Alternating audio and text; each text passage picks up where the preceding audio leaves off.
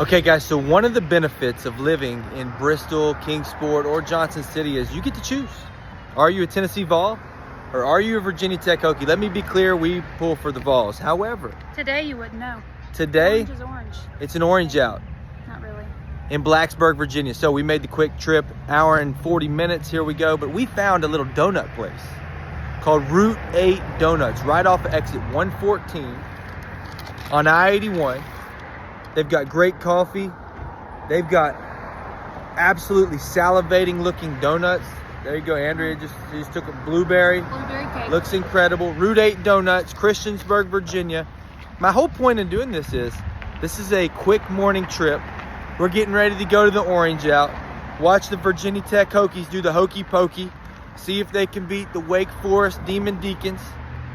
Man, it's gonna be a fun day. Quick trip, Blacksburg, Virginia.